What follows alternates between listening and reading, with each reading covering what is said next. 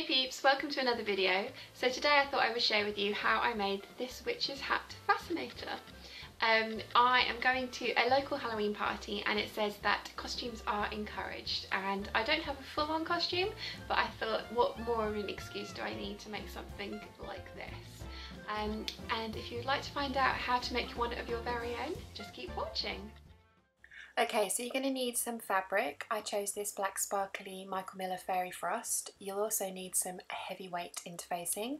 You'll need some lightweight interfacing, a headband, some bias binding. You're also going to need whatever you want to decorate your hat with, so I've chosen some feathers and this So-On Swarovski crystal. You're also going to need some scissors, some pins, tape measure, a ruler, a circular template, I just happen to have this View and Do one, and a pen. So the hat's going to have three pieces: the under brim, which I'm drawing here, and this is the largest circle that I have. Next up we're going to draw the upper brim, which will be the same size circle as the under brim, and then depending on the depth that you want the actual brim of the hat to be, you draw another circle on the inside. I just happen to have these View and Do templates, but anything circular will do. Next up you want to find the circumference of the inner brim, which I'm doing here badly, and it turns out that was 13 inches. So I added an inch of seam allowance and drew a line, found the middle of that line, and then drew a very tall triangle, which is going to be the pointy bit of my hat. Once you've drawn everything, you then need to cut everything out, and you'll need to cut it out of your main fabric and also of the lightweight and heavyweight interfacing. You want to cut out the upper brim, so this portion here, out of lightweight interfacing, the triangular portion out of lightweight interfacing, and then the under brim is the heavyweight interfacing. So you're going to want to trim out the central portion of your upper brim so that you end up with what looks like a donut, and these are your final pieces. There's the triangular pointy bit for the hat, the upper brim, donut, the under brim, and a bit of scrap fabric. You're also going to need lightweight interfacing for the donut, the pointy bit, and then the heavyweight interfacing for the under brim. Once everything's cut out, you then want to iron your interfacing to your pieces so that they end up looking like this. Now for sewing. So the first thing you want to do is stay stitch along your seam allowance of your pointy hat bit. Once you've done that, you're going to then clip right up to, but not over, the stitching line. Once you've done that, you're going to want to turn your triangular piece into a cone. So you just fold the two long edges over to each other and pin, and then sew with your chosen seam allowance. I've used 1/2 inch. Make sure to clip the point and then turn your cone inside out so you end up with your pointy hat bit. This probably took me way longer than it should have. I ended up having to get my purple pointy tool out, but I finally got everything turned the right way out and what I felt was a sharp enough point at the end. You're going to want to pin your pointy hat bit to your donut upper brim. Now when I cut my upper brim out, I completely forgot to add a seam allowance, which is why I'm having to use quite so many pins and ease this in. It ended up with quite a cool effect, but if you want yours to be perfect, don't forget to add your chosen seam allowance. So as you can see, lots and lots of pins, and I'm now going to sew those two pieces together, and the stay stitching that I did earlier is a really good guide to make sure that I keep the seam allowance correct the whole way across. So everything's sewn together, and as you can see it's quite frilly, but I'm going to go and give that a really good press, which should even things out. So next up we're going to use that little scrap piece of fabric I saved from earlier, and it's going to create a little band that will allow us to attach our fascinator to our headband. So I measured the width of the headband and then added 1/4 inch to that, sewn that together, and now I'm going to turn it inside out. And as you can see, that slips easily on and off of the headband.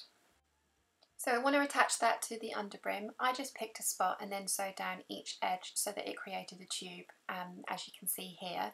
Now I probably should have added 3/8 inch instead of 1/4 inch because it is very snug on my headband, but I think that will help with keeping the hat in position when I'm wearing it. I forgot to mention that you're going to need some tulle, but anything really soft and squishy for stuffing your hat will work.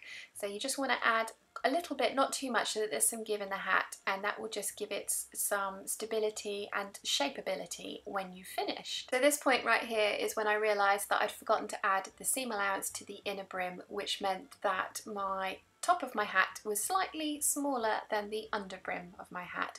Now I could have trimmed it down and ended up with a slightly smaller brim, but I decided to power on and just sew those down. I actually end up quite liking how it looked. I do give it a press in a minute, and it does give some shape to the under brim, and I was considering adding wire to do that, but I'm quite pleased with how this has turned out. The final stage of construction is finishing off the raw edge of the brim, and I decided to do that with bias binding. Now you just want to sew the bias binding all the way around. I like to leave a little tail at each end. Then when I'm about 2 inches away from completing it, I sew the two pieces of bias binding together. I then trim that and sew that down so that I end up with a continuous circle. Once you've done that, you're going to then want to turn the bias binding underneath to the underneath of the hat so that the raw edge is completely enclosed, and then you're going to sew that down as well.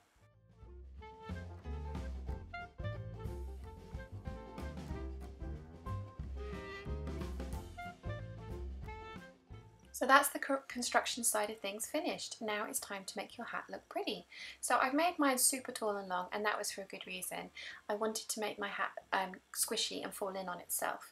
So what I've done here is just sew a running stitch along the seam at the back of the hat and pull that taut until the hat kind of sat in the shape that I liked.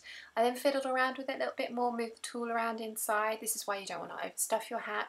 And then I tacked down in a few places till I ended up with something that I was happy with, which was this shape, which I think looks awesome.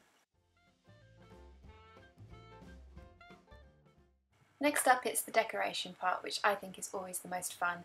So I wanted to add what looked like a ribbon, so I just used some bias binding and tacked that down at 4 points around the hat.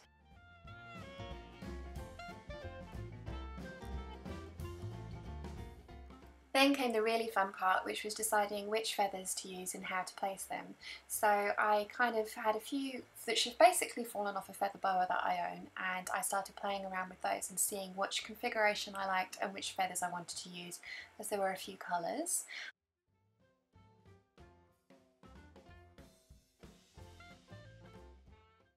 Once I was happy with my choice, I then sewed everything down by hand, which is fairly simple. Just keep sewing over and over and over. If you can, every now and again, pierce the actual quill of the feather. That just helps things stay in place.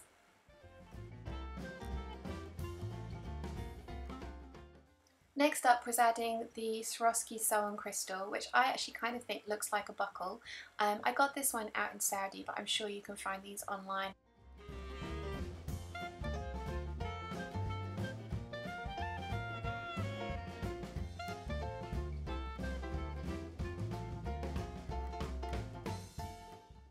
Once the clasp was sewn down, it was then time to add the crystal back in and just bring down the prongs which hold the crystal in place. And that's it, that's the witch's hat Fascinator finished. The only thing that you have to do now is add it to your headband.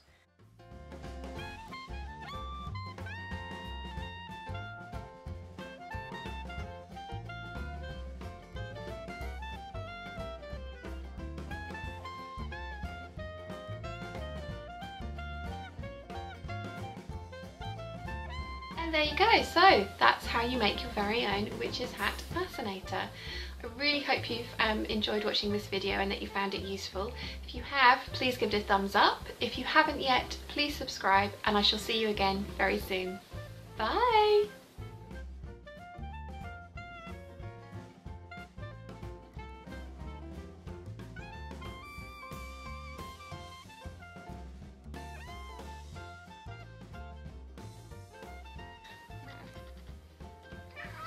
Oh, Gianna. We need a thumbnail. We do. She's like, nope. Not today, human. Not today, Satan. And I was worried there's going to be no bloopers.